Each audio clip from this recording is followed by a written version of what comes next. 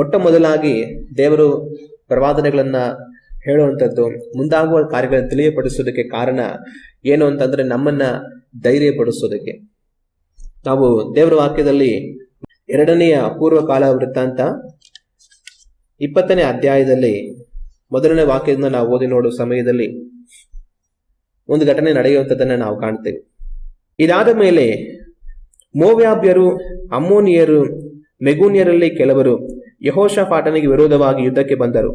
ದೂತರು ಬಂದು ಯೆಹೋಷಾಫಾಟನಿಗೆ, ಮಹಾಸಮೂಹವು ನಿನಗೆ ವಿರೋಧವಾಗಿ ಲವಣ ಸಮುದ್ರದ ಆಚೆಯಲ್ಲಿರುವ ಅರಾಮ್ ಪ್ರಾಂತದ ಕಡೆಗೆ ಬಂದು ಈಗ ಎಂಗೇದಿ ಎನಿಸಿಕೊಳ್ಳುವ ಹಚೆಚೋನ್ ತಾಮಾರಿನಲ್ಲಿ ಇರುತ್ತಾರೆಂದು ತಿಳಿಸಿದಾಗ ಯೆಹೋಷಾಫಾಟನು ಹೆದರಿ ಯೆಹೋವನನ್ನೇ ಆಶ್ರಯಿಸಿಕೊಳ್ಳಬೇಕೆಂದು ನಿರ್ಣಯಿಸಿಕೊಂಡು ಯಹೂದ್ಯರೆಲ್ಲರೂ ಉಪವಾಸ ಮಾಡಬೇಕೆಂದು ಪ್ರಕಟಿಸಿದನು.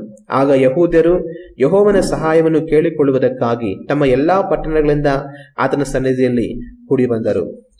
ಯೆಹೋಷಾಫಾಟ್ ಅನ್ನುವಂಥ ರಾಜನ ಕಾಲದಲ್ಲಿ ಏನಾಗುತ್ತೆ ಅಂದ್ರೆ 3 ದೇಶಗಳವರು ಯೆಹೋಷಾಫಾಟನಿಗೆ ವಿರುದ್ಧವಾಗಿ ಯುದ್ಧಕ್ಕೆ ಬರ್ತಾರೆ. ಮಹಾಸಮೂಹವನ್ನು ಕೂಡಿಸಿಕೊಂಡು ಅವರು ಯುದ್ಧ ಮಾಡೋದಕ್ಕೆ ಅಂತ ಬರ್ತಾರೆ.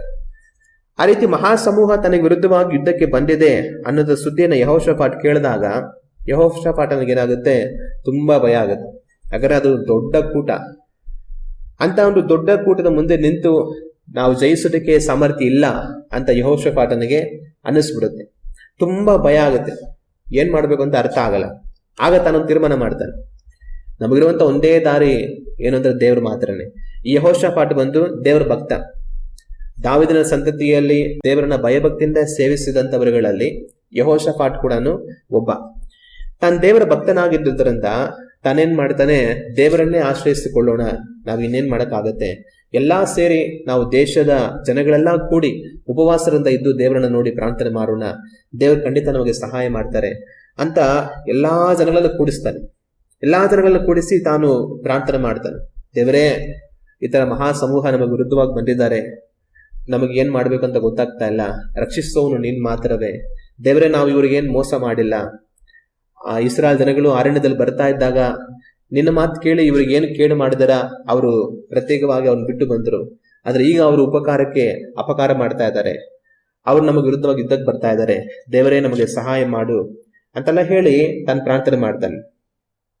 ಮತ್ತು ಅದು ಮಾತ್ರ ಅಲ್ಲದೆ 12ನೇ ವಾಕ್ಯದಿಂದ ನಾವು ಓದಿ ನೋಡುವಾಗ ತಾನು ಈ ರೀತಿಯಾಗಿ ಹೇಳ್ತಾನೆ, ನಮ್ಮ ದೇವರೇ, ಅವರನ್ನು ದಂಡಿಸದೆ ಬಿಡುವೆಯೋ, ನಮ್ಮ ಮೇಲೆ ಬಂದ ಈ ಮಹಾ ಸಮೂಹದ ಮುಂದೆ ನಿಲ್ಲುವುದಕ್ಕೆ ನಮ್ಮಲ್ಲಿ ಬಲವಿಲ್ಲ, ಏನು ಮಾಡಬೇಕೆಂಬುದು ತಿಳಿಯದು, ನಮ್ಮ ಕಣ್ಣುಗಳು ನಿನ್ನನ್ನೇ ನೋಡುತ್ತವೆ ಎಂದು ಪ್ರಾರ್ಥಿಸಿದನು. ದೇವರೇ, ನಾವು ಉಪಕಾರ ಮಾಡಿದ್ದಕ್ಕೆ ಇವರು ಅಪಕಾರ ಮಾಡ್ತಾ ಇದ್ದಾರೆ, ಇವರನ್ನು ನೀನು ದಂಡಿಸ್ತಾರ ಬಿಡುತ್ತೀಯಾ, ದೇವರೇ ನಮಗೇನ್ ಮಾಡ್ಬೇಕಂತ ಗೊತ್ತಾಗ್ತಾ ಇಲ್ಲ, ಅವ್ರ ಮುಂದೆ ನಿಲ್ಲೋದಕ್ಕೆ ನಮಗೆ ಬಲ ಇಲ್ಲ, ನಮ್ಮ ಕಣ್ಣುಗಳು ನಿಮ್ಮನ್ನೇ ನೋಡ್ತಾ ಇದೆ ಅಂತ ಎಲ್ಲಾ ಸೇರಿ ಉಪವಾಸದಿಂದ ಇದ್ದು ದೇವರನ್ನು ನೋಡಿ ಅವರು ಪ್ರಾರ್ಥನೆ ಮಾಡ್ತಾರೆ. ಈ ರೀತಿ ಪ್ರಾರ್ಥನೆ ಮಾಡಿ ಮುಗಿಸಿದ ನಂತರ ಏನಾಗುತ್ತೆ ಅಂದ್ರೆ 14ನೇ ವಾಕ್ಯದಿಂದ ನಾವು ಓದಿ ನೋಡುವಾಗ ಈ ರೀತಿಯಾಗಿದೆ. ಆಗ ಆ ಸಮೂಹದೊಳಗೆ ಆಸಾಫನ ವಂಶದವನಾದ ಲೇವಿಯನು, ಮತ್ತೆನ್ನನಿಗೆ ಹುಟ್ಟಿದ ಯೆಗೀಯೇಲನ ಮರಿಮಗನು, ಬೆನಾಯನ ಮೊಮ್ಮಗನು, ಜಕರನ ಮಗನೂ ಆದ ಯಹಜಿಯೇಲನ ಮೇಲೆ ಯೆಹೋವನ ಆತ್ಮವು ಬಂದಿತ್ತು. ಈ ರೀತಿ ಯೆಹೋಷಾಫಾಟು ತನ್ನ ರಾಜ್ಯ ಜನಗಳೆಲ್ಲರೂ ತುಂಬಾ ಇಕ್ಕಟ್ಟಾದ ಒಂದು ಸ್ಥಿತಿಯಲ್ಲಿದ್ದಾರೆ.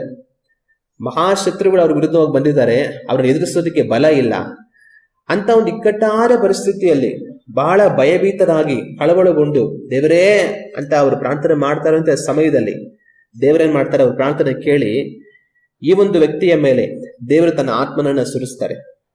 ಆಗ ಆ ವ್ಯಕ್ತಿ ಪವಿತ್ರಾತ್ಮ ಭರಿತನಾಗಿ ಕೆಲ ಮಾತುಗಳನ್ನು ಹೇಳ್ತಾನೆ. ಏನ್ ಹೇಳ್ತಾನಂದ್ರೆ, ಅವನು ಎಲ್ಲಾ ಯಹೂದ್ಯರೇ, ಯೆರೂಸಲೇಮಿನವರೇ, ಅರಸನಾದ ಯೆಹೋಷಾಫಾಟನೇ, ಯೆಹೋವನು ಹೇಳುವುದನ್ನು ಕೇಳಿರಿ, ಈ ಮಹಾ ಸಮೂಹದ ನಿಮಿತ್ತವಾಗಿ ಕಳವಳಗೊಳ್ಳಬೇಡಿರಿ, ಹೆದರಬೇಡಿರಿ, ಯುದ್ಧವು ನಿಮ್ಮದಲ್ಲ, ದೇವರದೇ. ನಾಳೆ ಬೆಳಗ್ಗೆ ಅವರಿಗೆ ವಿರುದ್ಧವಾಗಿ ಯುದ್ಧಕ್ಕೆ ಹೊರಡಿರಿ. ಇಗೋ, ಅವರು ಅಚ್ಚಿಚ್ ಘಟ್ಟದ ಮಾರ್ಗವಾಗಿ ಬರುತ್ತಾರೆ, ಯೆರೂವೇಲ್ ಅರಣ್ಯದ ಮುಂದಿರುವ ಕಣಿವೆಯ ತುದಿಯಲ್ಲಿ ಅವರನ್ನು ಸಂಧಿಸುವಿರಿ. ಈ ಸಾರಿ ನೀವು ಯುದ್ಧ ಮಾಡುವುದು ಅವಶ್ಯವಿಲ್ಲ. ಯಹೂದರೇ, ಯೆರೂಸಲೇಮಿನವರೇ, ಸುಮ್ಮನೆ ನಿಂತುಕೊಂಡು ಯೆಹೋವನು ನಿಮಗೋಸ್ಕರ ನಡೆಸುವ ರಕ್ಷಣಾ ಕಾರ್ಯವನ್ನು ನೋಡಿರಿ, ಹೆದರಬೇಡಿರಿ, ಕಳವಳಗೊಳ್ಳಬೇಡಿರಿ, ನಾಳೆ ಅವರೆದುರಿಗೆ ಹೊರಡಿರಿ, ಯೆಹೋವನು ನಿಮ್ಮ ಸಂಗಡ ಇರುವನು ಎಂದು ಹೇಳಿದನು. ಈ ರೀತಿ ಅವರು ಇಕ್ಕಟ್ಟಾದ ಪರಿಸ್ಥಿತಿಯಲ್ಲಿ ಇದ್ದು ದೇವರನ್ನು ನೋಡಿ ಪ್ರಾರ್ಥನೆ ಮಾಡುವಾಗ ದೇವರು ಒಂದು ಮನುಷ್ಯನ ಮೇಲೆ ತನ್ನ ಆತ್ಮನ ಕಳುಹಿಸಿ ತನ್ನ ಮುಖಾಂತರ ಈ ಮಾತುಗಳನ್ನೆಲ್ಲ ಮಾತನಾಡಿಸುತ್ತಾರೆ. ಏನಂದ್ರೆ, ನೀವು ಭಯಪಡಬೇಡಿರಿ, ಯುದ್ಧ ನಿಮ್ಮದಲ್ಲ, ಇದು ದೇವರದೇ. ನೀವು ಯುದ್ಧ ಮಾಡಬೇಕಾದ್ರೆ ಅಗತ್ಯನೇ ಇಲ್ಲ, ದೇವರು ನಿಮಗೋಸ್ಕರ ಯುದ್ಧ ಮಾಡ್ತಾರೆ, ಭಯಪಡಬೇಡಿರಿ, ಕಳವಳ ಪಡಬೇಡಿರಿ ಅಂತ ಹೇಳಿ ಅವರನ್ನು ದೇವರು ಸಂತೈಸ್ತಾರೆ.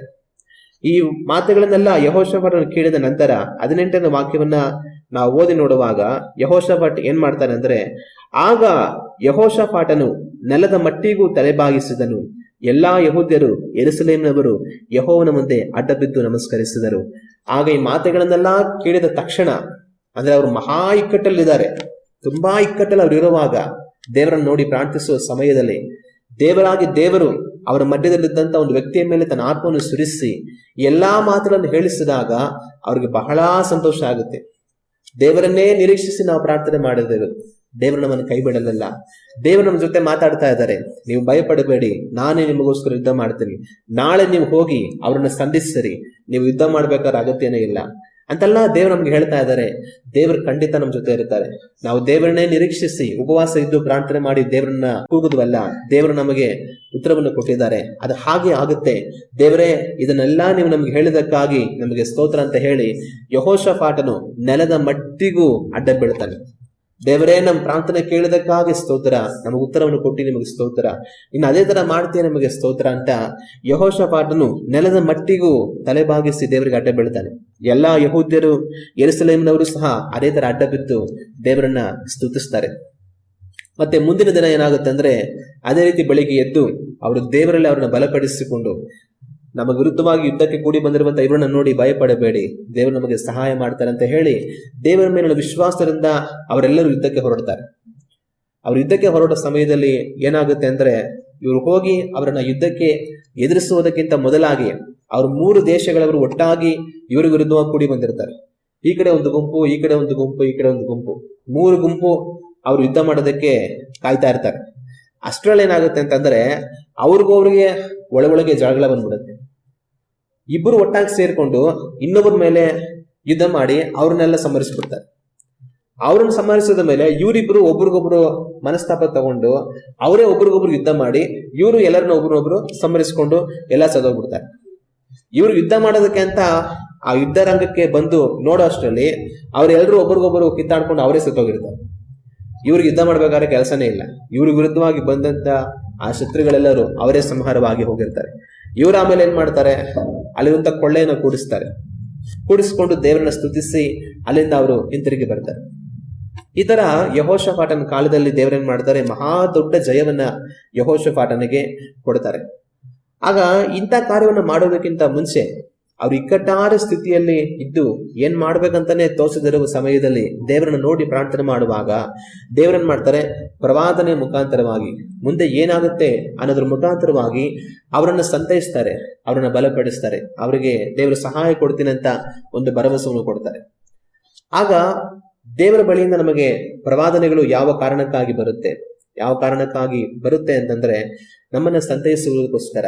ಏನೋ ಒಂದು ಇಕ್ಕಟ್ಟು, ಏನೋ ಒಂದು ತೊಂದರೆ, ಏನೋ ಒಂದು ಬಾಧೆಯಲ್ಲಿ ನಾವಿರಬಹುದು. ದೇವರನ್ನ ನಾವು ನಿರೀಕ್ಷೆ ಮಾಡ್ತಾ ಇರಬಹುದು. ದೇವರೇ, ನಮ್ಮ ಪರಿಸ್ಥಿತಿ ಹಿಂಗಿದೆಯಲ್ಲ, ನಮ್ಮ ಜೀವನ ಈ ತರ ಇದೆಯಲ್ಲ, ದೇವರೇ ಏನಾಗುತ್ತೆ, ಮುಂದಕ್ಕೆ ಏನ್ ನಡೆಯುತ್ತೆ ಸ್ವಾಮಿ ಅಂತ ಕೆಲವೊಂದ್ಸಲ ನಾವು ಯೋಚನೆ ಮಾಡಿ ದೇವರನ್ನ ನೋಡಿ ಹಂಬಲಿಸುವಂತ ಸ್ಥಿತಿ ನಮಗೆ ಬರಬಹುದು. ಸಮಾಧಾನ ಇಲ್ಲದೆ ಹೋಗಬಹುದು. ಅಂತ ಸಮಯಗಳಲ್ಲಿ ದೇವರನ್ನ ಮಾಡ್ತಾರೆ ಅಂದ್ರೆ ನಮ್ಮನ್ನು ಸಂತೈಸುವುದಕ್ಕೋಸ್ಕರ, ನಮಗೆ ಬಲವನ್ನು ಕೊಡೋದಕ್ಕೋಸ್ಕರ, ನಾವು ಕುಗ್ಗಿ ಹೋಗಬಾರದು ಅನ್ನೋದಕ್ಕೋಸ್ಕರ ಮುಂದೆ ಏನಾಗುತ್ತೆ ಅನ್ನೋದನ್ನ ದೇವರು ತೋರಿಸ್ಕೊಡ್ತಾರೆ. ಅದೇ ರೀತಿ ಯೆಹೋಷಾಫಾಟನಿಗೆ ಇಕ್ಕಟ್ಟು ಬಂದಾಗ ದೇವರೇನ್ ಮಾಡ್ತಾರೆ, ಮುಂದೆ ಏನಾಗುತ್ತೆ, ನಾಳೆ ಏನಾಗುತ್ತೆ ಅನ್ನೋದನ್ನ ತೋರಿಸ್ಕೊಟ್ಟು ಅದರಂತೆ ಅವರನ್ನ ನಡೆಸಿದ್ರು. ನಮ್ಮ ಇಕ್ಕಟ್ಟುಗಳಲ್ಲಿ, ನಮ್ಮ ಸಮಸ್ಯೆಗಳಲ್ಲಿ, ಪರಿಹಾರ ಇಲ್ಲದಿರುವ ರೀತಿಯಲ್ಲಿ ನಮಗೆ ಕಾಣಿಸುವಂತಹ ತೊಂದರೆಗಳಲ್ಲಿ ನಮ್ಮನ್ನು ಸಂತೈಸುವುದಕ್ಕೆ, ನಮಗೆ ಬಲವನ್ನು ಕೊಡುವುದಕ್ಕೆ, ನಮ್ಮನ್ನು ಆಧರಿಸುವುದಕ್ಕೆ ದೇವರ ಪ್ರವಾದನೆಗಳನ್ನ ತಿಳಿಯಬಡಿಸ್ತಾರೆ. ಅಲ್ಲೇಲೂಯ. ಎರಡನೇ ಕಾರ್ಯ, ದೇವರು ಯಾವ ಕಾರಣಕ್ಕೆ ಪ್ರವಾದನೆಗಳನ್ನ ಕೊಡ್ತಾರೆ ಅಂತಂದ್ರೆ, ಭವಿಷ್ಯದಲ್ಲಿ ನಮ್ಮನ್ನು ಉಪಯೋಗಿಸಿ ದೇವರು ಏನ್ ಮಾಡ್ಬೇಕಂತ ಚಿತ್ತವಾಗಿದ್ದಾರೆ ಅದನ್ನ ನಾವು ತಿಳಿದುಕೊಳ್ಳೋದಕ್ಕೋಸ್ಕರ, ಅದಕ್ಕೆ ಸಿದ್ಧವಾಗೋದಕ್ಕೋಸ್ಕರ ದೇವರು ನಮಗೆ ಪ್ರವಾದನೆಗಳನ್ನ ಕೊಡ್ತಾರೆ. ಯೋಸೇಫನ ಜೀವಿತದಲ್ಲಿ ನಾವು ನೋಡುವಾಗ ಯೋಸೇಫನು ಇನ್ನ ಚಿಕ್ಕ ಹುಡುಗ ಆಗಿರ್ತಾನೆ, ಯವನಸ್ಥ ಆಗಿರ್ತಾನೆ, ದೇವರಲ್ಲಿ ಭಯಭಕ್ತಿಯಿಂದ ಇರ್ತಾನೆ, ಅವ್ರ ತಂದೆ ತಾಯಿಗಳಿಗೆ ಒಂದು ಒಳ್ಳೆಯ ಮಗನಾಗಿರ್ತಾನೆ. ಆಗ ಆ ಚಿಕ್ಕ ವಯಸ್ಸಿನಲ್ಲಿ ದೇವರೇನ್ ಮಾಡ್ತಾರೆ, ಯೋಸೇಫನನ್ನು ಆರಿಸಿಕೊಂಡು ತನಗೆ 2 ಕನಸು ಕೊಡ್ತಾರೆ. ಒಂದು ಕನಸಿನಲ್ಲಿ ತಾನು ಹೊಲದಲ್ಲಿ ಕೂಳಿಸುವಂತ ಬೆಳೆಯ ಮೂಟೆ, ಅದಕ್ಕೆ ಬಂದು ಅವರ ಅಣ್ಣಂದರ ಮೂಟೆಗಳೆಲ್ಲ ಬಂದು ಅಡ್ಡ ಬೀಳುತ್ತೆ. ಹಾಗಂದ್ರೆ ಅದಕ್ಕೆ ಅರ್ಥ, ನಿಮ್ಮ ಅಣ್ಣಂದರು ಎಲ್ಲರೂ ಸಹ ನಿನಗೆ ಅಡ್ಡ ಬೀಳ್ತಾರೆ. ಅಂದ್ರೆ ನಿಮ್ಮ ಅಣ್ಣಂದರಲ್ಲಿ, ಅಣ್ಣ ತಮ್ಮಂದರಲ್ಲಿ, ಯಾಕೋಬನ ಮಕ್ಕಳಲ್ಲಿ ನಿನ್ನನ್ನು ನಾನು ಮುಖ್ಯವಾದ ವ್ಯಕ್ತಿಯಾಗಿ ಮಾಡ್ತೇನೆ ಅಂತ ದೇವರು ಕನಸು ತೋರಿಸ್ತಾರೆ. ಮತ್ತೆ ಇನ್ನೊಂದ್ಸಲಿ ಸೂರ್ಯ ಚಂದ್ರ ನಕ್ಷತ್ರಗಳೆಲ್ಲ ಬಂದು ನನಗೆ ಅಡ್ಡ ಬೀಳ್ತಾ ಇರುತ್ತೆ. ಆಗ ಅದರಲ್ಲೂ ಕೂಡ ನಿಮ್ಮ ತಂದೆ ತಾಯಿಗಳು ಕೂಡ ನಿನ್ನನ್ನು ಸೇವಿಸ್ತಾರೆ, ನಿನ್ನ ಸಹೋದರರು ನಿನ್ನನ್ನು ಸೇವಿಸ್ತಾರೆ ಅನ್ನೋ ಅರ್ಥದಲ್ಲಿ ಯೋಸೇಫನಿಗೆ ದೇವರು ಕನಸನ್ನು ತೋರಿಸ್ತಾರೆ. ಆ ಕನಸನ್ನು ತೋರಿಸಿದಾಗ ಅವ್ರ ಅಣ್ಣಂದ್ರು ಕೂಡ ಬೈತಾರೆ, ಅವನನ್ನ ದ್ವೇಷ ಮಾಡ್ತಾರೆ. ಯಾಕೋಬನಿಗೆ ಹೋಗಿ ಹೇಳಿದಾಗ ಯಾಕೋಬನು ಕೂಡ ಗದರಿಸ್ತಾನೆ, ನೀನ್ ಎಂತ ಕನಸು ಕಂಡೆ, ನಾನು ನಿಮ್ಮ ಅಮ್ಮ ಎಲ್ಲ ಬಂದು ನಿನ್ಗೆ ಅಡ್ಡ ಬೀಳ್ತೀವ, ಏನ್ ಹೇಳ್ತಾ ಇದ್ದೆ ನೀನು ಅಂತ ಗದರಿಸ್ತಾನೆ ಯಾಕೋಬ್ ಕೂಡ. ಆದ್ರೆ ಒಂದು ಕಾಲದಲ್ಲಿ ಏನಾಗುತ್ತೆ ಅಂದ್ರೆ ಅದು ಅದೇ ತರ ನಡೆಯುತ್ತೆ. ಅವ್ರ ಅಣ್ಣಂದ್ರು ಯೋಸೇಫನನ್ನ ಐಗುಪ್ತ ದೇಶಕ್ಕೆ ದಾಸರಾಗಿ ಮಾಡ್ಬಿಡ್ತಾರೆ. ತಾನು ಐಗುಪ್ತ ದೇಶದಲ್ಲಿ ಹೋಗಿ ದಾಸನಾಗಿರ್ತಾನೆ, ಅಲ್ಲಿ ಎಷ್ಟೋ ಕಷ್ಟ ಅನುಭವಿಸ್ತಾನೆ, ದೇವರ ಮೇಲೆ ಭಕ್ತಿಯಿಂದಾನೇ ಇರ್ತಾನೆ. ಒಂದು ಕಾಲದಲ್ಲಿ ದೇವರು ತನ್ನನ್ನ ಆ ಒಂದು ಸೆರೆವಾಸದಿಂದ ಬಿಡಿಸಿ ಐಗುಪ್ತ ದೇಶಕ್ಕೆ ಅಧಿಪತಿಯನ್ನಾಗಿ ಮಾಡ್ತಾರೆ. ಒಂದು ಕಾಲದಲ್ಲಿ ಅವರ ಅಣ್ಣಂದರು ಧಾನ್ಯ ತೆಗೆದುಕೊಳ್ಳೋದಕ್ಕೋಸ್ಕರ ಬಂದು ಯೋಸೇಫನಿಗೆ ಅಡ್ಡ ಬೀಳ್ತಾರೆ. ಆಮೇಲೆ ಯೋಸೇಫ್ ನಾನೇ ಅವರ ತಮ್ಮ ಅಂತ ತೋರಿಸ್ಕೊಡುವಾಗ ಅವರ ಅಣ್ಣ ತಮ್ಮಂದರು, ಅವ್ರ ಕುಟುಂಬಗಳು, ಯಾಕೋಬನು ಎಲ್ಲರೂ ಸಹ ಯೋಸೇಫನನ್ನು ಸಂಧಿಸೋದಕ್ಕೆ ಬರ್ತಾರೆ. ಆಮೇಲೆ ಐಗುಪ್ತ ದೇಶದಲ್ಲಿ ಯೋಸೇಫನ ಪರಂಪರಿಕೆಯಲ್ಲಿ ಅವರು ಜೀವನ ಮಾಡ್ತಾರೆ. ಆಗ ಯೋಸೇಫನಿಗೆ ದೇವರು ಚಿಕ್ಕ ವಯಸ್ಸಿನಲ್ಲೇ ಮುಂದೆ ಏನಾಗುತ್ತೆ ಅನ್ನುವಂಥದನ್ನ ತೋರಿಸ್ಕೊಡ್ತಾರೆ. ಅದಕ್ಕೆ ಕಾರಣ ಏನಂತಂದ್ರೆ ಅದಕ್ಕೆ ತಾನು ಸಿದ್ಧನಾಗಬೇಕು ಅಂತ ಹೇಳಿ. ಅದೇ ರೀತಿ ತಾನು ಮುಂದೆ ತನ್ನ ಜೀವಿತದಲ್ಲಿ ಏನಿದೆ ಅಂತ ತಿಳ್ಕೊಂಡು ಅದಕ್ಕೆ ಸಿದ್ಧನಾಗೋದು ಒಂದು ಕಡೆ, ಮತ್ತೊಂದು ಕಡೆ ಏನಾಗುತ್ತೆ ಅಂದ್ರೆ ಈ ರೀತಿ ದೇವರು ಮುಂದೆ ಏನಾಗುತ್ತೆ ಅನ್ನೋದನ್ನ ತೋರಿಸಿಕೊಡುವಾಗ ಅವರು ಇಕ್ಕಟ್ಟಾದ ಸಮಯದಲ್ಲಿ ಆ ಒಂದು ಪ್ರವಾದನೆಗಳು, ದೇವರವರಿಗೆ ತಿಳಿಸಿರುವಂತಹ ಕಾರ್ಯಗಳು ಅವರಿಗೆ ಆದರಣೆ ಆಗಿರುತ್ತೆ. ಯೋಸೇಫನಿಗೆ ದೇವರೇನ್ ಮಾಡಿದ್ರು, ಚಿಕ್ಕ ವಯಸ್ಸಿನಲ್ಲ ಎಲ್ಲ ಹೇಳ್ಬಿಟ್ರು, ನಾನೇನ್ ಮಾಡ್ತೀನಿ ನಿನ್ನನ್ನು ಉಪಯೋಗಿಸಿ ಭವಿಷ್ಯದಲ್ಲಿ ಅಂತ. ಅದು ಸಂತೋಷನೇ ಆತರ ದೇವ್ರು ತಿಳಿಸುವಾಗ. ಆದ್ರೆ ಅಲ್ಲಿ ಹೋಗಿ ತಲುಪೋದು ಅಷ್ಟು ಸುಲಭ ಇರಲ್ಲ. ದೇವರು ಅನೇಕ ಸಮಯದಲ್ಲಿ ನಮಗೆ ನಮ್ಮ ಭವಿಷ್ಯದಲ್ಲಿ ದೇವರು ನಮ್ಮನ್ನು ಉಪಯೋಗಿಸಿ ಏನ್ ಮಾಡ್ಬೇಕಂತ ಇರ್ತಾರೆ ಅನ್ನೋಂಥ ಕಾರ್ಯಗಳನ್ನ ದೇವರು ಪ್ರಕಟಿಸ್ಬೋದು, ಕೇಳೋಕೆ ತುಂಬಾ ಸಂತೋಷ ಆಗುತ್ತೆ. ಆದ್ರೆ ಅಲ್ಲಿಗೆ ಹೋಗಿ ತಲುಪೋದು ಅಷ್ಟು ಸುಲಭ ಅಲ್ಲ. ಅಲ್ಲಿಗೆ ಹೋಗೋ ಅಷ್ಟರಲ್ಲಿ ಉಸಿರು ಹೋಗಿ ಉಸಿರು ಬಂದಿರುತ್ತೆ. ಅಂದ್ರೆ ಯೋಸೇಫನಿಗೆ ಏನಾಯ್ತು, ಚಿಕ್ಕ ವಯಸ್ಸಲ್ಲಿ ಅದನ್ನ ತಿಳಿಸಿದಾಗ ಯೋಸೇಫ್ ಹೆಂಗಿದ್ದ, ಆರಾಮಾಗಿ ಇದ್ದ. ಅವ್ರ ತಂದೆ ಹತ್ರ ಇದ್ದ, ತಂದೆಗೆ ಮಗ ಅಂದ್ರೆ ತುಂಬಾ ಪ್ರೀತಿ, ಒಳ್ಳೆ ಬಟ್ಟೆ ಎಲ್ಲ ಹೊಲಿಸ್ಕೊಟ್ಟಿದ್ರು, ಆರಾಮಾಗಿ ತಿನ್ಕೊಂಡು ಅಪ್ಪ ಹೇಳಿದ ಕೆಲಸ ಮಾಡ್ಕೊಂಡು ನೆಮ್ಮದಿಯಾಗಿ ಹಾಯಾಗಿ ಬರುತ್ತಾ ಇದ್ದ.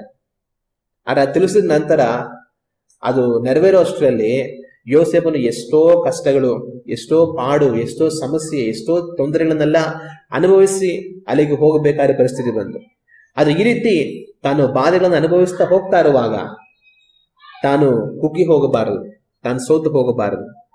ಪ್ರಾರಂಭದಲ್ಲಿ ತನಗೆ ತೋರಿಸಿದಂತ ಆ ಒಂದು ದರ್ಶನಗಳು, ದೇವರು ತನಗೆ ತಿಳಿಸಿದಂತ ಕಾರ್ಯಗಳೇನಾಗುತ್ತೆ, ಇದ್ರ ಮುಖಾಂತರ ತಾನು ಹಾದು ಹೋಗ್ತಾ ಇರುವಾಗ ತನಗೆ ಒಂದು ಆದರಣೆ ಆಗಿರುತ್ತೆ, ತನಗೆ ಒಂದು ಭರವಸವಾಗಿರುತ್ತೆ. ನಾವು ಕತ್ತಲಲ್ಲಿ ಇರೋ ಸಮಯದಲ್ಲಿ ಒಂದು ಚಿಕ್ಕ ದೀಪ ನಮ್ಮ ಹತ್ರ ಇದ್ರೆ ಏನಾಗುತ್ತೆ, ಏನೋ ಒಂದು ಧೈರ್ಯ ಇರುತ್ತೆ. ಯಾಕಂದ್ರೆ ಎಲ್ಲೂ ಬೆಳಕಿಲ್ಲ ಅಂದ್ರೂ ಕೂಡ ನಮ್ಮ ಹತ್ರ ಒಂದು ಚಿಕ್ಕ ದೀಪ ಇದೆ. ಆ ಚಿಕ್ಕ ದೀಪದ ಬೆಳಕಿನಿಂದ ನಾವಿರುವ ಸ್ಥಳದಲ್ಲಿ ಸುರಕ್ಷಿತವಾಗಿ ಇರಬಹುದು. ಅದೇ ರೀತಿ ಈ ಪ್ರವಾದನೆಗಳು, ಭವಿಷ್ಯದಲ್ಲಿ ನಿನ್ನನ್ನು ಉಪಯೋಗಿಸಿ ನಾನು ಏನ್ ಮಾಡ್ತೇನೆ ಅನ್ನೋದನ್ನ ದೇವರು ನಮಗೆ ತಿಳಿಸುವಂತ ಕಾರ್ಯಗಳು ನಾವು ಕಾರ್ಗತ್ತಲಲ್ಲಿ ನಡೆಯುವಾಗ ನಮಗೆ ಬೆಳಕಾಗಿರುತ್ತೆ. ದೂರದಲ್ಲಿ ನಮಗೇನು ಕಾಣಿಸದೆ ಹೋಗಬಹುದು, ಆದ್ರೆ ಆ ಚಿಕ್ಕ ದೀಪ ನಾವಿರೋ ಸ್ಥಳದಲ್ಲಿ ಏನಿದೆ ಅನ್ನೋದನ್ನ ನಮ್ಗೆ ತೋರಿಸುತ್ತೆ. ಅದರ ಬೆಳಕಿನಲ್ಲಿ ನಾವು ನಡೆಯುತ್ತಾ ಮುಂದೆ ಸಾಗಬಹುದು. ಆ ರೀತಿ ಪ್ರವಾದನೆಗಳು ನಮಗೊಂದು ಭರವಸೆಯನ್ನು ಉಂಟು ಮಾಡತಕ್ಕ ರೀತಿಯಲ್ಲಿ ಅದಿರುತ್ತೆ. ದೇವರ ಉದ್ದೇಶ ನಮ್ಮ ಜೀವಿತದಲ್ಲಿ ಏನಿದೆ ಅದನ್ನು ನಾವು ಹೋಗಿ ತಲುಪುವುದಕ್ಕಿಂತ ಅದಕ್ಕೆ ಮುಂಚೆ ನಾವು ಏನೆಲ್ಲ ಒಂದು ಇಕ್ಕಟ್ಟಲ್ಲಿ ಕಾರ್ಗತ್ತಿನಲ್ಲಿ ಸಂಚರಿಸಬೇಕಾದ ಪರಿಸ್ಥಿತಿ ಬರುತ್ತೆ. ಅಂತ ಪರಿಸ್ಥಿತಿಯಲ್ಲಿ ದೇವರು ನಮಗೆ ತಿಳಿಸಿದಂತ ಕಾರ್ಯಗಳು ನಮಗೆ ಆದರಣೆ ಆಗಿರುತ್ತೆ. ಅದನ್ನ ಅನುಭವಿಸುವಾಗ ಮನಸ್ಸಲ್ಲಿ ಏನ್ ಬರುತ್ತೆ ಅಂದ್ರೆ, ಇವತ್ತು ನಾನು ಇದನ್ನು ಅನುಭವಿಸ್ತಾ ಇರ್ಬೋದು, ಆದ್ರೆ ನಾಳೆ ಒಂದು ದಿವಸ ಇದೆ, ದೇವರು ನನಗೆ ಹೇಳಿದ ಕಾರ್ಯಗಳೆಲ್ಲ ನೆರವೇರುತ್ತೆ. ಆ ದಿವಸಗಳಲ್ಲಿ ನನ್ನ ಸಂತೋಷ ಪರಿಪೂರ್ಣ ಆಗುತ್ತೆ. ಅದನ್ನ ನಾನು ಹೊಂದಿಕೊಳ್ಳೋದಕ್ಕೋಸ್ಕರ ಇವತ್ತು ನನಗೆ ಸಂಭವಿಸುವಂತ ಈ ಕಾರ್ಯಗಳು ಏನೇ ಆಗಿದ್ರೂ ಸಹ ನಾನು ದೇವರಲ್ಲಿ ದೃಢವಾಗಿ ನಿಂತ್ಕೊಳ್ತೇನೆ. ಇದು ಈಗ ನನಗೆ ಸಂಭವಿಸುವಂಥದ್ದು ತಾತ್ಕಾಲಿಕ, ಆದರೆ ಮುಂದೆ ದೇವರು ಒಳ್ಳೆಯದನ್ನು ಮಾಡೇ ಮಾಡ್ತಾರೆ. ದೇವರು ನನಗೆ ಹೇಳಿದ ಮಾತುಗಳು ನೆರವೇರುತ್ತೆ ಅನ್ನುವಂಥ ಒಂದು ಭರವಸೆಯಿಂದ ನಮಗೆ ಎದುರಾಗುವಂಥದ್ದನ್ನ ನಾವು ಎದುರಿಸಿ ಹೋಗೋದಕ್ಕೆ ನಮಗೆ ಧೈರ್ಯ ಬರುತ್ತೆ. ಯೋಸೇಫನು ಅಷ್ಟೆಲ್ಲ ಬಾಧೆಯಲ್ಲಿ ತಾನು ಹೋದಾಗಲೂ ಸಹ ದೇವರು ತನಗೆ ಕೊಟ್ಟಂತ ಕನಸುಗಳನ್ನ, ದರ್ಶನವನ್ನ ಯಾವತ್ತೂ ಮರೆತು ಹೋಗಲಿಲ್ಲ. ಅವ್ರ ಅಣ್ಣಂದರು ಬಂದು ಯೋಸೇಫನ ಮುಂದೆ ಅಡ್ಡ ಬೀಳ್ತಾರೆ. ಅಡ್ಡ ಬಿದ್ದ ತಕ್ಷಣ ಯೋಸೇಫನಿಗೆ ಗೊತ್ತಾಗ್ಬಿಡುತ್ತೆ, ಇವರೆಲ್ಲ ನನ್ನ ಅಣ್ಣಂದರು ಅನ್ನೋದು ಗೊತ್ತಾಗ್ಬಿಡುತ್ತೆ. ಅವರು ಅಡ್ಡ ಬಿದ್ದು ಅವರು ತನಗೆ ಅಣ್ಣಂದ್ರು ಅಂತ ಗೊತ್ತಾಗಿದ ತಕ್ಷಣ ಯೋಸೇಫನು ಮಾಡುವಂತ ಕಾರ್ಯ ಏನಂತಂದ್ರೆ, ತನ್ನ ಕನಸುಗಳನ್ನ ನೆನಪಿಗೆ ತಂದುಕೊಳ್ತಾನೆ. ದೇವರು ನನಗೊಂದು ದಿವಸ ಹೇಳಿದ್ರಲ್ಲ, ನಿನ್ನ ಅಣ್ಣಂದರೆಲ್ಲ ನನಗೆ ಅಡ್ಡ ಬೀಳ್ತಾರೆ ಅಂತ, ಅದು ಇವತ್ತು ನೆರವೇರಿದೆ. ಅಲ್ಲಿಂದ ಆ ಒಂದು ಘಟನೆ ನಡೆಯೋದಕ್ಕೆ ಎಷ್ಟೋ ವರ್ಷಗಳು ಕಳೆದು ಹೋಗಿದೆ. ಆದ್ರೆ ದೇವರು ಯೋಸೇಫನಿಗೆ ಆ ಕನಸುಗಳು ತೋರಿಸಿ ಇವತ್ತು ಅದನ್ನು ನೆರವೇರೋ ಅಷ್ಟರಲ್ಲಿ ಎಷ್ಟೋ ವರ್ಷಗಳು ಕಳೆದು ಹೋಗಿದೆ. ಎಷ್ಟೋ ವರ್ಷಗಳು ಕಳೆದು ಹೋಗಿದ್ರು ಸಹ ಯೋಸೇಫನು ಆ ಕನಸುಗಳನ್ನು ಯಾವತ್ತೂ ಸಹ ಮರೆಯಲಿಲ್ಲ. ಅವ್ರ ಅಣ್ಣಂದ್ರು ಬಂದು ತನಗೆ ಅಡ್ಡ ಬಿದ್ದಿದ್ದಾರೆ ಅನ್ನೋದು ಗೊತ್ತಾಗಿದ್ದ ತಕ್ಷಣ ಮರುಕ್ಷಣವೇ ಯೋಸೇಫನಿಗೆ ಜ್ಞಾಪಕ ಬರೋದು ದೇವರು ತನಗೆ ತೋರಿಸಿದ ಕನಸುಗಳು. ಇದನ್ನೇ ತಾನೇ ಅವತ್ತು ದೇವರು ಹೇಳಿದ್ರು, ಇದನ್ನೇ ತಾನೇ ದೇವರು ಅವತ್ತು ಹೇಳಿದ್ರು. ಇವತ್ತು ದೇವರು ಅದನ್ನು ನೆರವೇರಿಸಿದ್ದಾರೆ. ದೇವರೇ ನನಗೆ ಸ್ತೋತ್ರ ಅಂತ ಅವನು ದೇವರನ್ನ ತನ್ನ ಮನಸ್ಸಿನಲ್ಲಿ ಸ್ತುತಿಸ್ತಾನೆ. ಆಗ ಆ ಒಂದು ಭರವಸೆ ತನಗೆ ಯಾವಾಗಲೂ ಸಹ ಇರುತ್ತೆ. ನಾನು ಕಷ್ಟದಲ್ಲಿ ಹೋಗ್ತಾ ಇರ್ಬೋದು, ನಾನು ಇಕ್ಕಟ್ಟಲ್ಲಿ ಹೋಗ್ತಾ ಇರ್ಬೋದು, ಆದ್ರೆ ದೇವರು ನನಗೆ ಹೇಳಿದ್ದಾರೆ, ಅದನ್ನ ದೇವರು ಮಾಡೇ ಮಾಡ್ತಾರೆ ಅನ್ನೋಂಥ ಒಂದು ಭರವಸೆ ಆ ಒಂದು ಕಷ್ಟದ ಮಧ್ಯದಲ್ಲಿ ಸಹ ಅವರಿಗೆ ಬರುತ್ತೆ. ಆಗ ದೇವರು ನಮಗೆ ಮುಂದಾಗೋ ಕಾರ್ಯಗಳನ್ನು ಯಾಕೆ ತಿಳಿಸ್ತಾರೆ, ಪ್ರವಾದನೆಗಳನ್ನ ಯಾಕೆ ಹೇಳ್ತಾರೆ ಅಂತಂದ್ರೆ, ನಾವು ಮುಂದೆ ಎಲ್ಲಿಗೋ ಹೋಗ್ಬೇಕು, ಅಲ್ಲಿಗೆ ಹೋಗೋದಕ್ಕಿಂತ ಮುಂಚೆ ಎಷ್ಟೋ ಪಾಡುಗಳನ್ನ, ಎಷ್ಟೋ ಹಳ್ಳಗಳನ್ನ, ಎಷ್ಟೋ ಬಾಧೆಗಳನ್ನ ದಾಟಿ ಹೋಗಬೇಕಾಗಿರುತ್ತೆ. ಆದ್ರೆ ಅದು ದಾಟಿ ಹೋಗೋ ಸಮಯದಲ್ಲಿ ನಾವು ಸೋತು ಹೋಗಬಾರದು. ನಮಗೊಂದು ನಿರೀಕ್ಷೆ ಇರಬೇಕು, ನಮಗೊಂದು ಭರವಸೆ ಇರಬೇಕು. ನಾವು ಹಳ್ಳದಲ್ಲೇ ಹಾಕಲ್ಪಟ್ಟರೂ ಸಹ ಆ ಹಳ್ಳದಿಂದಲೂ ನಾವು ತಲೆ ಎತ್ತು ನೋಡಿ ಭರವಸೆ ಪಡೋದಕ್ಕೆ ಒಂದು ಕಾರ್ಯ ಇರಬೇಕು.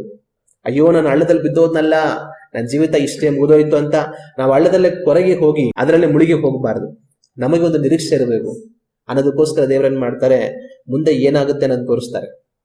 ಯೋಸೇಫನಿಗೆ ಮುಂದೆ ಏನಾಗುತ್ತೆ ಅಂತ ತೋರಿಸಿದ ತಕ್ಷಣ ತನಗೆ ನಡೆದಂತ ಕಾರ್ಯವೇನೆಂದ್ರೆ, ತಾನು ಹೋಗಿ ಹಳ್ಳದಲ್ಲಿ ಬಿದ್ದ. ಅವ್ರ ಅಣ್ಣಂದರಿಗೆ, ಅವ್ರ ಅಪ್ಪಗೆ ಎಲ್ಲರಿಗೂ ಹೇಳ್ದ. ಎಲ್ಲ ಗದರಿಸಿದ್ರು, ಬೈದ್ರು. ಆಮೇಲೆ ಅವ್ರ ಅಣ್ಣಂದ್ರು ಮಾಡಿದ ಕೆಲಸ ಏನು, ಅವನ್ ತಗೊಂಡೋಗಿ ಹಳ್ಳದಲ್ಲಿ ಹಾಕಿದ್ರು. ಆಗ ಆ ರೀತಿ ತನಗೆ ಕಷ್ಟಗಳು ಸಂಭವಿಸುವಾಗ ತನ್ನ ನಿರೀಕ್ಷೆ ಕೆಟ್ಟು ಹೋಗಬಾರದು. ದೇವರ ಮೇಲೆ ತಾನು ಇಟ್ಟಿರುವಂತ ಭರವಸೆಗೆ ತನಗೆ ಆಶಾಭಂಗ ಆಗಬಾರದು. ತನ್ನ ಭರವಸೆಯನ್ನು, ದೇವರ ಮೇಲಿನ ನಿರೀಕ್ಷೆಯನ್ನು, ಆ ನಂಬಿಕೆಯನ್ನು ಅವನು ಹಾಗೆ ಮುಂದುವರಿಸಬೇಕು. ಅವನು ಹಾಗೆ ಮುಂದುವರಿಸಬೇಕು ಅಂತಂದ್ರೆ ಮುಂದೆ ತನಗೆ ಏನ್ ಸಿಗುತ್ತೆ ಅನ್ನೋದು ತನಗೆ ಗೊತ್ತಿರುವಾಗ ಅವನು ಧೈರ್ಯಗೊಂಡು ಹೋಗೋದಕ್ಕೆ ಅವಕಾಶ ಇರುತ್ತೆ.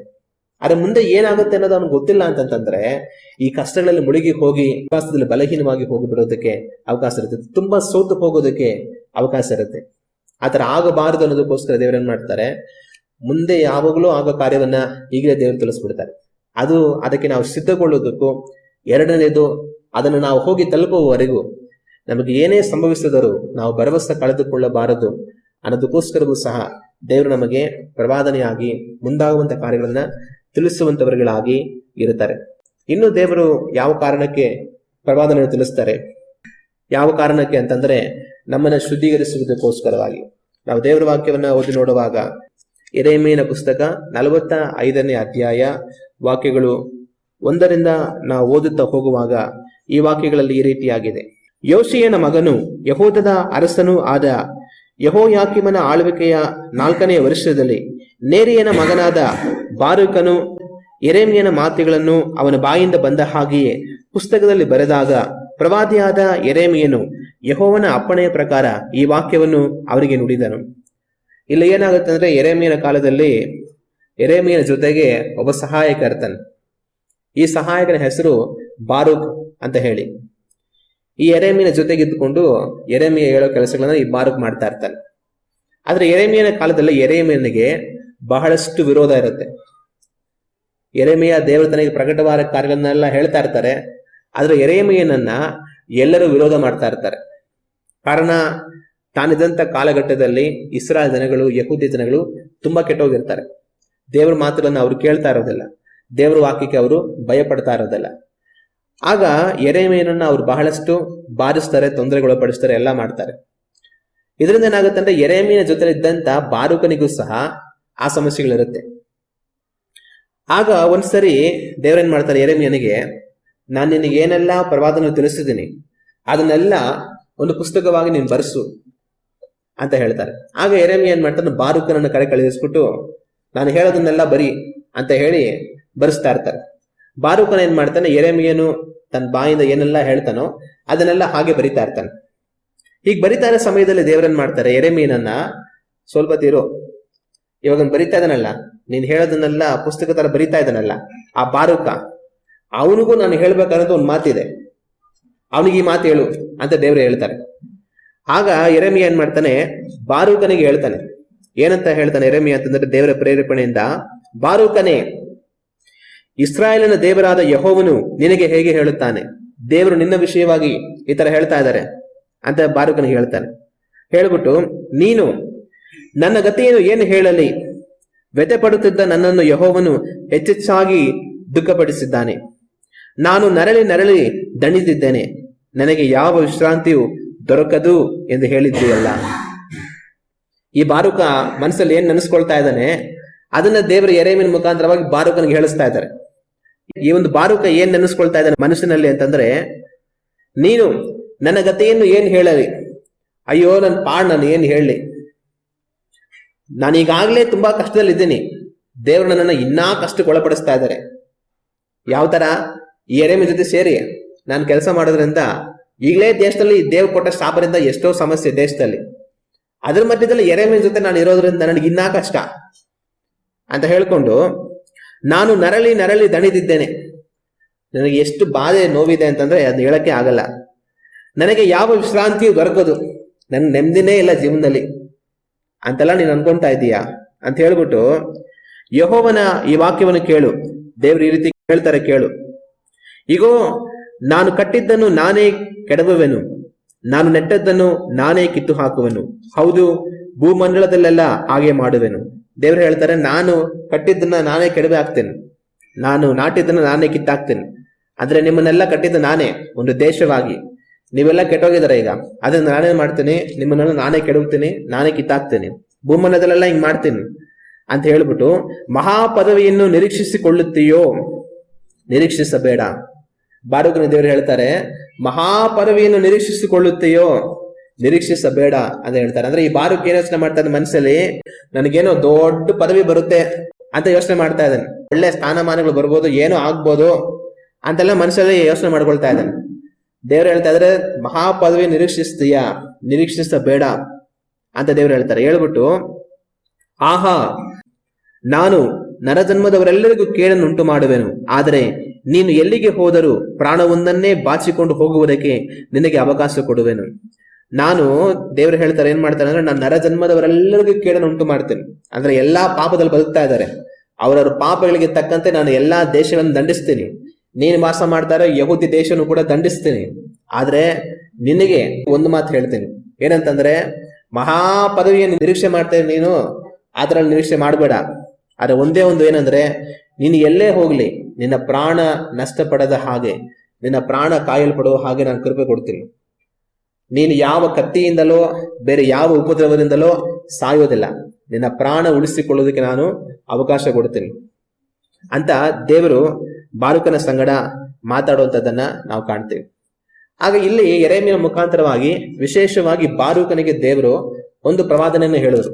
ಯಾವ ಕಾರಣಕ್ಕೋಸ್ಕರ ಹೇಳಿದ್ರು ಅಂತಂದ್ರೆ, ಆ ಬಾರೂಕನನ್ನ ಶುದ್ಧೀಕರಿಸಲಿಕ್ಕೋಸ್ಕರ. ಅಂದ್ರೆ ಬಾರೂಕನು ದೇವರಲ್ಲಿ ಭಕ್ತಿ ಇರೋನೆ, ಯೆರೆಮೀಯನ ಜೊತೆ ಸೇರಿ ದೇವ್ರ ಸೇವೆ ಮಾಡ್ಬೇಕಂತ ಮಾಡ್ತಾ ಇರೋನೆ. ಆದ್ರೂ ಕೂಡ ಇನ್ನೂ ತಾನು ಪರಿಪೂರ್ಣವಾಗಿ ಮನೆ ತಿರುಗಿಲ್ಲ. ತಾನು ಇನ್ನೂ ಏನ್ ಮಾಡ್ತಾ ಇದ್ದಾನೆ, ಏನೋ ಮಹಾಪದವಿ ನನಗೆ ಬರುತ್ತೆ, ಏನೋ ಒಳ್ಳೆ ಸ್ಥಾನಮಾನಗಳು ಬರುತ್ತೆ, ಹಾಗೆ ಹೀಗೆ ಅಂತ ನಿರೀಕ್ಷೆ ಮಾಡ್ತಾ ಇದ್ದಾನೆ. ಆಗ ದೇವ್ರ ಏನ್ ಮಾಡ್ತಾರೆ ಅಂತಂದ್ರೆ, ತನ್ನನ್ನ ಶುದ್ಧೀಕರಿಸ್ತಾರೆ. ಇಂಥ ಕಾರ್ಯಗಳಿಂದೆಲ್ಲ ನೀನು ಮನೆ ತಿರುಗು, ನನಗೇನೋ ಮಹಾಪದವಿ ಬರುತ್ತೆ, ಒಳ್ಳೆ ಸ್ಥಾನ ಬರುತ್ತೆ ಅಂತ ನಿರೀಕ್ಷೆ ಮಾಡ್ಕೊಂಡು ಬದುಕಬೇಡ. ಆದ್ರೆ ನೀನ್ ಎಲ್ಲೇ ಹೋದ್ರೂ ಸಹ ನಿನ್ನ ಪ್ರಾಣವನ್ನು ನಾನು ಕಾಪಾಡ್ತೀನಿ ಅಂತ ಬಾರೂಕನನ್ನ ಗದರಿಸೋದನ್ನ, ಬಾರೂಕನಿಗೆ ಎಚ್ಚರಿಕೆ ಹೇಳೋದನ್ನ, ತಿದ್ದೋದನ್ನ ದೇವರ ವಾಕ್ಯದಲ್ಲಿ ನಾವು ಕಾಣ್ತೀವಿ. ಆಗ ದೇವರು ಕೆಲವು ಸಮಯ ಪ್ರವಾದನೆಗಳನ್ನ ಯಾವ ಕಾರಣಕ್ಕಾಗಿ ಉಪಯೋಗಿಸ್ತಾರೆ ಅಂತಂದ್ರೆ, ನಮ್ಮನ್ನು ಸರಿಪಡಿಸೋದಕ್ಕೆ, ನಮ್ಮನ್ನ ಇನ್ನೂ ಶುದ್ಧೀಕರಿಸೋದಕ್ಕೆ, ನಮ್ಮನ್ನ ದೇವರ ಚಿತ್ತಾನುಸಾರವಾಗಿ ನಾವು ನಿಲ್ಲೋ ಹಾಗೆ ಮಾಡೋದಕ್ಕೆ ದೇವರನ್ನ ಮಾಡ್ತಾರೆ, ಪ್ರವಾದನೆಗಳನ್ನ ಉಪಯೋಗಿಸ್ತಾರೆ. ದೇವರ ವಾಕ್ಯವನ್ನ ನಾವು ಓದಿ ನೋಡುವಾಗ ಕೊರಿಂಥರಿಗೆ ಬರೆದಂತ ಮೊದಲನೆಯ ಪತ್ರಿಕೆ 14ನೇ ಅಧ್ಯಾಯ 3ನೇ ವಾಕ್ಯವನ್ನ ನಾವು ಓದಿ ನೋಡಿದರೆ ಈ ವಾಕ್ಯದಲ್ಲಿ ಈ ರೀತಿಯಾಗಿದೆ: ಪ್ರವಾದಿಸುವವನಾದರೂ ಮನುಷ್ಯರ ಸಂಗಡ ಮಾತನಾಡುವವನಾಗಿ ಅವರಿಗೆ ಭಕ್ತಿ ವೃದ್ಧಿಯನ್ನು, ಪ್ರೋತ್ಸಾಹವನ್ನು, ಸಂತೈಸುವಿಕೆಯನ್ನು ಉಂಟು ಮಾಡುತ್ತಾನೆ. ಇಲ್ಲಿ ಪೌಲು ಪ್ರವಾದಿಸುವಂತ ಮನುಷ್ಯ ಏನ್ ಮಾಡ್ತಾನೆ ಅನ್ನೋದನ್ನ ಹೇಳ್ತಾರೆ. ಪ್ರವಾದಿಸುವಂತ ಮನುಷ್ಯ ಏನ್ ಮಾಡ್ತಾನೆ? ಅವನು ಮನುಷ್ಯರ ಜೊತೆ ಮಾತಾಡ್ತಾನೆ. ಅನ್ಯ ಭಾಷೆ ಮಾತಾಡೋನು ದೇವ್ರ ಜೊತೆ ಮಾತಾಡ್ತಾನೆ, ಅದು ಮನುಷ್ಯನಿಗೆ ಅರ್ಥ ಆಗೋದಿಲ್ಲ. ಆದ್ರೆ ಪ್ರವಾದಿಸುವಂತವನು ಮನುಷ್ಯನ ಜೊತೆ ಮಾತಾಡ್ತಾನೆ. ಮನುಷ್ಯನ ಜೊತೆ ಮಾತಾಡಿ ಅವನಲ್ಲಿ ಏನ್ ಮಾಡ್ತಾನೆ? ಭಕ್ತಿ ವೃದ್ಧಿಯನ್ನು. ಹಂಗಂತಂದ್ರೆ ಒಂದ್ ವೇಳೆ ಏನೋ ಒಂದು ವಿಷಯದಲ್ಲಿ ಅವನು ಕಳವಳಗೊಂಡು ಚಿಂತೆಯಲ್ಲಿ ಬಾಧಲಿರುವಾಗ ದೇವರು ಸಂತೈಸುವಂತ ಒಂದು ಒಳ್ಳೆ ಕಾರ್ಯವನ್ನು ತನ್ನ ತಿಳಿಯಪಡಿಸಿದ್ರೆ, ಅಂದ್ರೆ ಮುಂದೆ ನಾನು ಏನ್ ಮಾಡ್ತೀನಿ, ಏನಾಗುತ್ತೆ ಅನ್ನುವಂತ ಒಂದು ಒಳ್ಳೆ ಸಮಾಧಾನದ ಮಾತನ್ನ ತಮ್ಗೆ ಹೇಳುವಾಗ ಏನಾಗುತ್ತೆ? ಅವರಿಗೆ ದೇವರಲ್ಲಿ ಇನ್ನ ಭಕ್ತಿ ಜಾಸ್ತಿ ಆಗುತ್ತೆ. ದೇವರೇ, ನಾನು ನಿನ್ನನ್ನೇ ನಂಬ್ಕೊಂಡಿದ್ನಪ್ಪ, ನೀನ್ ನನ್ನ ಕಷ್ಟದಲ್ಲಿ ಈ ತರ ಮಾತು ಹೇಳ್ತಾ ಇದೀಯ, ಸ್ವಾಮಿ ನನಗೆ ಸ್ತೋತ್ರ ಅಂತ ಇನ್ನ ಭಕ್ತಿ ಏನಾಗುತ್ತೆ? ದೇವರಲ್ಲಿ ಜಾಸ್ತಿ ಆಗುತ್ತೆ. ಆತರ ಪ್ರವಾದಿಸುವವನು ಭಕ್ತಿ ವೃದ್ಧಿಯನ್ನ ಉಂಟು ಮಾಡುವವನಾಗಿ ಪ್ರೋತ್ಸಾಹವನ್ನು, ಹಂಗಂದ್ರೆ ಅವ್ರು ಕುಗ್ಗಿ ಹೋಗಿರ್ತಾರೆ, ಸೋತು ಹೋಗಿರ್ತಾರೆ. ಆಗ ದೇವರು ಏನೋ ಒಂದು ಒಳ್ಳೆ ಮಾತು ಅವ್ರಿಗೆ ಹೇಳುವಾಗ ಅವ್ರಲ್ಲಿ ಏನಾಗುತ್ತೆ? ಪ್ರೋತ್ಸಾಹ ಅನ್ನೋದು ಬರುತ್ತೆ, ಒಂದು ಹೊಸ ಚೈತನ್ಯ ಬರುತ್ತೆ. ಇಲ್ಲ, ದೇವ್ರ ನನ್ನ ಜೊತೆ ಇದ್ದಾರೆ ಅಂತ ಒಂದು ಒಳ್ಳೆ ನಿರೀಕ್ಷೆ ಬರುತ್ತೆ. ಯಾಕೋಬನಿಗೆ ಏನಾಗುತ್ತೆ ಅಂದ್ರೆ, ಯೋಸೇಫ ಬದುಕಿದ್ರು ಸಹ ಸತ್ತು ಹೋದ ಅನ್ನೋ ಸುದ್ದಿ ಬಂದ್ಬಿಡುತ್ತೆ.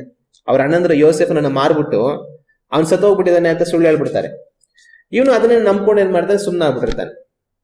ಆದ್ರೆ ತನ್ನ ಮಗ ಇಲ್ಲ ಅನ್ನೋಂಥ ಕೊರಗು ಆ ಯಾಕೋಬನಿಗೆ ಯಾವಾಗ್ಲೂ ಕಾಡ್ತಾ ಇರುತ್ತೆ.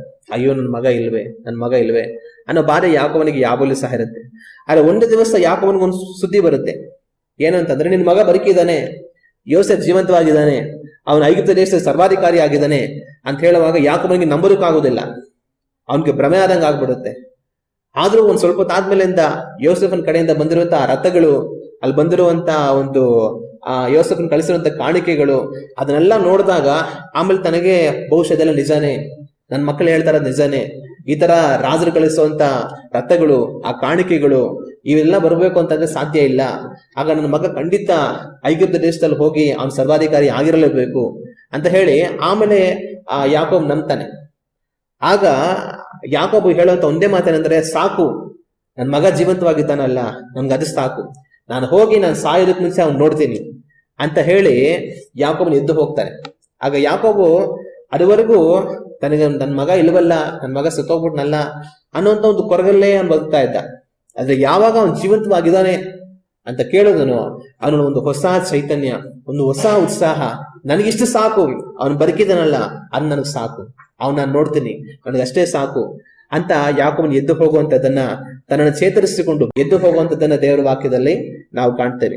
ಅದೇ ರೀತಿ ಕೆಲವು ಸಲ ದೇವರು ನಮಗೆ ಕೆಲವೊಂದು ಪ್ರವಾದನೆ ಹೇಳುವಾಗ ಅದೇನಾಗುತ್ತೆ, ನಮಗೆ ಒಂದು ಹೊಸ ಉತ್ಸಾಹವನ್ನು, ಒಂದು ಹೊಸ ಬಲವನ್ನು, ಒಂದು ಹೊಸ ಚೈತನ್ಯವನ್ನು ಕೊಡತಕ್ಕದ್ದಾಗಿರುತ್ತೆ.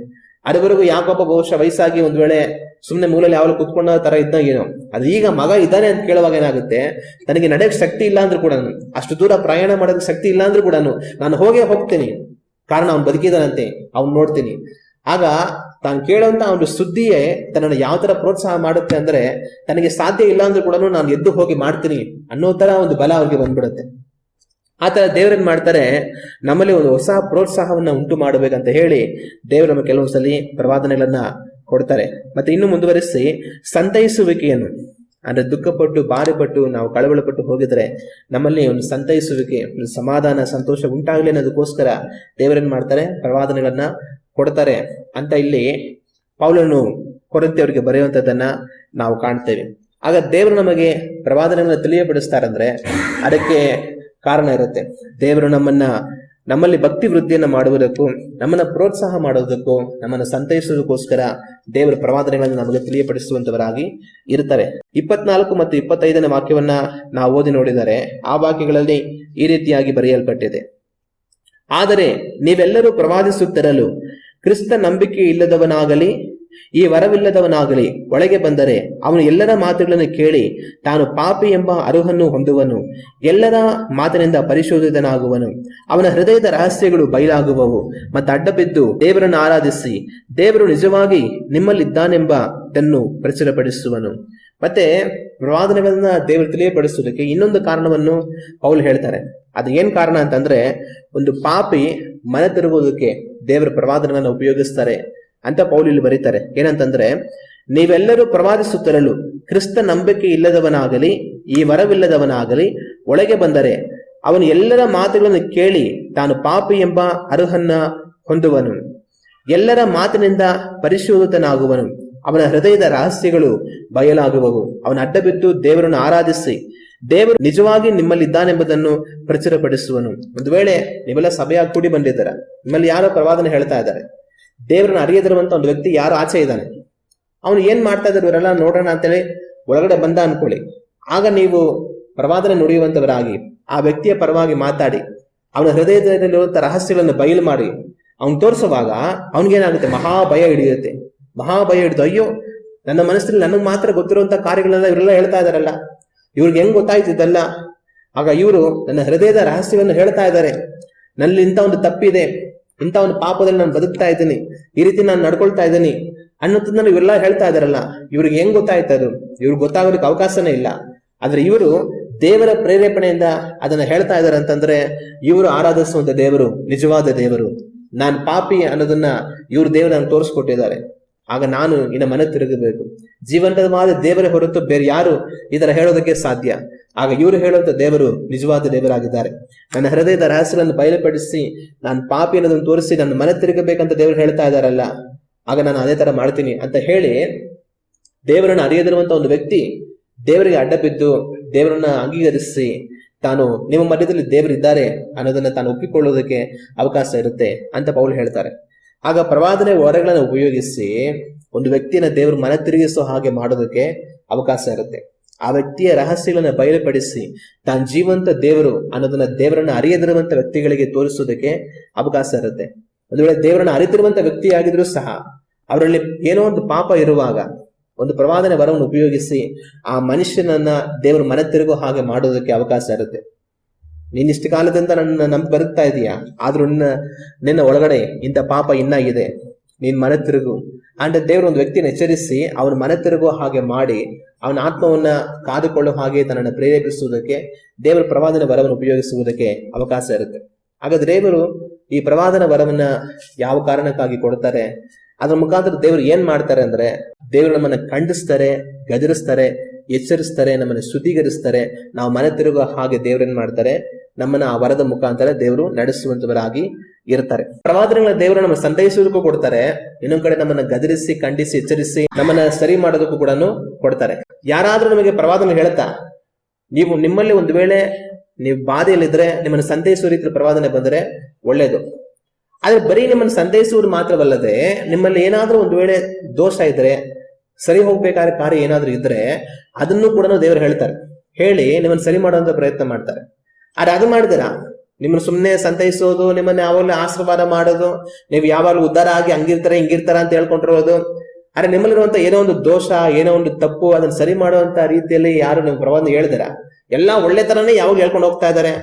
ಮತ್ತೆ ನೀವೆಲ್ಲಾ ತರ ಚೆನ್ನಾಗಿರುವಾಗ್ಲೂ ಕೂಡ ಒಂದ್ ವೇಳೆ ತಪ್ಪಲ್ಲಿ ಬದುಕ್ತಾ ಇದ್ರು ಕೂಡ ನಿಮಗೆ ಚೆನ್ನಾಗಿ ಹೇಳ್ಕೊಂಡು ಹೋಗ್ತಾ ಇದ್ದಾರೆ, ನಿಮ್ ತಪ್ಪನ್ನ ಸರಿ ಮಾಡೋ ರೀತಿಯ ಪ್ರವಾದನೆ ಹೇಳ್ತಾ ಇಲ್ಲ ಅಂತಂದ್ರೆ ಅಂತವ್ರ ಪ್ರವಾದನೆ ಕೇಳುವಾಗ ಎಚ್ಚರಿಕೆಯಾಗಿರಿ. ಒಂದ್ ವೇಳೆ ಯಾರಾದ್ರೂ ತುಂಬಾ ದುಡ್ಡಿನ ಆಸೆ ಇರುವಂತವರಾಗಿ ಬೇರೆಯವ್ರಿಗೆಲ್ಲ ಮೋಸ ಮಾಡಿ, ವಂಚನೆ ಮಾಡಿ, ಎಲ್ಲಾ ದುಡ್ಡನ್ನ ಚೆನ್ನಾಗಿ ಸಂಪಾದನೆ ಮಾಡಿ ಜಮ್ಮಂತ ಬದುಕ್ಬೇಕಂತ ಇಷ್ಟ ಇರುತ್ತೆ ಅನ್ಕೊಳ್ಳಿ, ದೇವರೇನ್ ಮಾಡ್ತಾರೆ, ಖಂಡಿಸ್ತಾರೆ. ನೀನ್ ಹಣವನ್ನು ಪ್ರೀತಿ ಮಾಡೋ ಪಾಪದಿಂದ ಮನೆ ತಿರುಗು, ನೀನ್ ಮಾಡೋದನ್ನ ನೀತಿಯಿಂದ ಮಾಡು, ನಿನಗಿರುವಂತದ್ರಲ್ಲಿ ತೃಪ್ತಿಯಾಗಿರು, ಒಳ್ಳೇದನ್ನ ಮಾಡು ಅಂತ ದೇವ್ರ ಬುದ್ಧಿ ಹೇಳ್ತಾರೆ. ಆದ್ರೆ ಸೈತಾನದಿಂದ ಪ್ರೇರೇಪಿಸಿ ಬರುವಂತ ಪ್ರವಾದನೆ ಯಾವ ತರ ಇರುತ್ತೆ ಅಂತಂದ್ರೆ, ಖಂಡಿಸಿ ಅವ್ರನ್ನ ಗದರಿಸಿ ಸರಿ ಮಾಡೋದು ಮಾತು ಬರೋದಿಲ್ಲ. ನಾನು ನಿನ್ ಜೊತೆ ಇರ್ತೀನಿ, ನೀನ್ ಏನೇ ಮಾಡಿ ನಾನು ಚೆನ್ನಾಗಿ ಆಸವನ್ನ ಮಾಡ್ತೇನೆ, ನೀನ್ ಇವಾಗ ಇದನ್ ಮಾಡ್ತಾ ಇದೀಯಾ, ನಾಳೆ ಇನ್ನೊಂದು ಮಾಡ್ತೀಯಾ, ಇವಾಗ ಇದಿಷ್ಟಿದೆಯಾ, ನಾಳೆ ಅಷ್ಟಾಗುತ್ತೆ, ಹಂಗೆ ಹಿಂಗೆ ಅಂತ ಬರೀ ಆಶೀರ್ವಾದವಾಗಿ ಹೇಳ್ಕೊಂಡು ಅವ್ರು ಮಾಡೋ ಅಕ್ರಮ, ಮಾಡೋ ಅನ್ಯಾಯ ಮಾಡ್ತಾ ಪ್ರೀತಿ ಮಾಡೋದು ದುಡ್ಡನ್ನ ಪ್ರೀತಿ ಮಾಡ್ಕೊಳ್ತಾ ಒಂದಕ್ಕೆ ಎರಡಕ್ಕೆ 10 ಮಾಡ್ಕೊಂಡು ಅದ್ರಲ್ಲಿ ಬೆಳ್ಕೊಂಡು ಹೋಗೋದ್ರ ಬಗ್ಗೆ ಯೋಚನೆ ಮಾಡ್ತಾರೆ ಹೊರತು ನಾವು ಮಾಡುವಂತ ಅನ್ಯಾಯದಿಂದ ಮನೆ ತಿರುಗಬೇಕು, ನೀತಿಯಿಂದ ಬದುಕಬೇಕು ಅನ್ನೋದನ್ನ ಯಾವತ್ತೂ ಯೋಚನೆ ಮಾಡೋದೇ ಇಲ್ಲ. ಕೊನೆಗೆ ಅವ್ರು ಹಂಗೆ ಹೋಗಿ ಏನ್ ಮಾಡ್ತಾರೆ ಗೊತ್ತಾ, ದೇವ್ರನ್ನೇ ಮರ್ತೋಗ್ಬಿಡ್ತಾರೆ. ಅವ್ರಿಗೆ ದೇವ್ರ ಬಗ್ಗೆ ಗಮನ ಹೋಗ್ಬಿಡುತ್ತೆ. ಬರೀ ದುಡ್ಡು, ವ್ಯಾಪಾರ, ಸಂಪಾದನೆ ಅದ್ರಲ್ಲೇ ಮುಳುಗಿ ಹೋಗಿ ಒಂದು ಬಿಸ್ನೆಸ್ ಮ್ಯಾನ್ ತರ ಹಂಗೆ ಹೋಗ್ಬಿಡ್ತಾರೆ. ದೇವರನ್ನ ಸ್ಮರಿಸೋದಿಲ್ಲ, ದೇವರ ಬಗ್ಗೆ ಅವ್ರಿಗೆ ಚಿಂತನೆ ಇರೋದಿಲ್ಲ. ಆದ್ರೆ ದೇವರಿಂದ ಪ್ರೇರೇಪಿಸಲ್ಪಟ್ಟು ಪ್ರವಾದನೆ ಹೇಳುವಂತವ್ರು ಏನ್ ಮಾಡ್ತಾರೆ ಅಂತಂದ್ರೆ, ದೇವರ ಅವ್ರ ಮುಖಾಂತರ ಅವ್ರನ್ನ ಪ್ರಾರಂಭದಲ್ಲೇ ಅಣಗಿಸ್ತಾರೆ. ನಾವು ದೇವರಲ್ಲಿ ನಿಲ್ಲಬೇಕಾಗಿರುವಂತದ್ದು ತುಂಬಾ ಮುಖ್ಯ. ಲೋಕವನ್ನೆಲ್ಲ ನಾವು ಸಂಪಾದಿಸಿಕೊಂಡು ನಮ್ಮ ಆತ್ಮ ನಷ್ಟಪಡಿಸಿಕೊಂಡ್ರೆ ಏನ್ ಪ್ರಯೋಜನ? ಅದೇ ಕೆಲವರ ಮುಖಾಂತರ ಬರುವಂತ ಪ್ರವಾದನೆಗಳು, ಅದೇ ಸೈತಾನ್ ಯಾರನ್ನ ವಂಚಿಸಿ ಅವ್ರ ಮುಖಾಂತರ ನಮಗೆ ಪ್ರವಾದನೆ ಹೇಳಿಸ್ತಾ ಇರ್ತಾನೋ ಆ ಪ್ರವಾದನೆ ಯಾವ ತರ ಇರುತ್ತೆ ಅಂತಂದ್ರೆ, ನಾವು ಲೋಕವನ್ನು ಸಂಪಾದನೆ ಮಾಡ್ಕೊಳ್ಳೋದ್ರ ಕಡೆಗೆ ನಮ್ಮ ಗಮನವನ್ನು ತಿರುಗಿಸೋ ಹಾಗೆ ಇರುತ್ತೆ. ನಮ್ಮ ಆತ್ಮವನ್ನು ಸಂಪಾದಿಸಿಕೊಳ್ಳೋದ್ರ ಕಡೆಗೆ ಗಮನವನ್ನು ಕೊಡೋದಿಲ್ಲ. ಆಗ ನಾವು ಎಚ್ಚರಿಕೆ ಆಗಿರಬೇಕು. ನಮ್ಮನ್ನ ಲೋಕದ ಕಡೆಗೆ ತಿರುಗಿಸಿ ಬಿಡುವಂತ ಪ್ರವಾದನೆಗಳು ಬರುವಾಗ ನಾವು ಗಮನವಾಗಿದ್ದು ಅದರಲ್ಲಿ ನಾವು ಮೋಸ ಹೋಗದ ಹಾಗೆ ನಮ್ಮನ್ನ ಕಾದುಕೊಳ್ಳಬೇಕು. ದೇವ್ರು ನಮಗೆ ಬೈದ್ರು ಪರವಾಗಿಲ್ಲ, ಆದ್ರೆ ನಮ್ಮ ಆತ್ಮ ರಕ್ಷಣೆ ಹೊಂದಬೇಕು. ದೇವ್ರು ನಮ್ಮನ್ನು ಬೈದ್ರ ನಾವು ನಾಳೆ ನರಕಕ್ಕೆ ಹೋಗಿ ಬಾಧೆ ಪಡಬಾರದು. ಅದರಿಂದ ದೇವರಿಂದ ಪ್ರವಾದನೆಗಳು ನಮ್ಮನ್ನ ಕಟ್ಟುತ್ತೆ, ಅಗತ್ಯ ಇದ್ದಾಗ ನಮ್ಮನ್ನ ಕೆಡವುತ್ತೆ. ಆದ್ರೆ ಸೈತಾನದಿಂದ ಬರುವಂತ ಪ್ರವಾದನೆಗಳು ನಮ್ಮನ್ನ ಕಟ್ಟುತ್ತಾ ಹೋಗಿ ಆಕಾಶದ ಕೊನೆಯವರೆಗೂ ಕಟ್ಕೊಂಡು ಹೋಗ್ಬಿಟ್ಟು ಅಲ್ಲಿಂದ ಸೀದಾ ಪಾತಾಳಕ್ಕೆ ತಳ್ಳಿಬಿಡುತ್ತೆ. ಆದ್ರೆ ನಮ್ಮ ಆತ್ಮಗಳು ನಷ್ಟಪಟ್ಟು ಹೋಗುತ್ತೆ. ಅದರಿಂದ ಪ್ರವಾದನೆಗಳ ವಿಷಯದಲ್ಲಿ ನಾವು ಬಹಳ ಎಚ್ಚರಿಕೆ ಆಗಿರಬೇಕು. ದೇವರಿಂದ ಪ್ರೇರೇಪಣೆ ಆಗಿ ಬರುವಂತ ಪ್ರವಾದನೆಗಳು ಯಾವ ತರ ಇರುತ್ತೆ? ಒಳ್ಳೆ ತರನೂ ಇರುತ್ತೆ. ಕೆಲವೊಂದ್ಸರಿ ನಾವು ತಪ್ಪಿ ಹೋಗುವಾಗ ನಮ್ಮನ್ನು ಖಂಡಿಸಿ ಸರಿ ಮಾಡೋ ತರನೂ ಇರುತ್ತೆ. ಆದ್ರೆ ಸೈತಾನದಿಂದ ಪ್ರೇರೇಪಣೆ ಆಗಿ ಬರುವಂತ ಕಾರ್ಯಗಳು ಯಾವ ತರ ಇರುತ್ತೆ ಅಂದ್ರೆ, ನಾವು ದಾರಿ ತಪ್ಪಿ ಹೋಗ್ತಾ ಇದೀವಿ ಅಂತಂದ್ರೆ ನಮ್ಮನ್ನ ಹಂಗೆ ಓಡಿಸೇ ಬಿಡುತ್ತೆ. ಹಿಂತಿರುಗಿ ನಮ್ಮನ್ನು ಕರೆತರಿಸುವಂತ ಪ್ರಯತ್ನ ಮಾಡೋದಿಲ್ಲ. ಅನೇಕರಿಗೆ ಏನು ಅಂತಂದ್ರೆ, ನಾವು ಹೆಂಗಾದ್ರೆ ಇರ್ಲಿ, ದೇವ್ ನಮ್ಮನ್ನ ಚೆನ್ನಾಗಿ ಮಾಡ್ತೇನೆ, ನಾನು ನೀನ್ ಚೆನ್ನಾಗಿ ಆಶೀರ್ವಾದ ಮಾಡ್ತೇನೆ, ನಿನ್ನ ಎಲ್ಲೋ ಕರ್ಕೊಂಡು ಹೋಗ್ತೇನೆ, ನಿನ್ನ ಹೆಂಗೋ ನಾನು ಮಾಡ್ತೇನೆ, ಈ ತರ ಹೇಳ್ಬೇಕಂತಾನೆ ಹಲವ್ರಿಗೆ ಇಷ್ಟ. ನಾನೇನೋ ಪಾಪ ಮಾಡ್ತಾ ಇದ್ದೀನಿ, ನಾನು ದೇವ್ರ ವಿರುದ್ಧವಾಗಿ ಎಲ್ಲೋ ಬದುಕ್ತಾ ಇದ್ದೇನೆ, ನಾನು ಸರಿ ಹೋಗ್ಬೇಕು, ಅದನ್ನ ಹೇಳಿ ನಾನು ಸರಿಪಡಿಸ್ಬೇಕು ಅನ್ನೋ ಇಷ್ಟ ಇರೋದಿಲ್ಲ ಕೆಲವರಿಗೆ.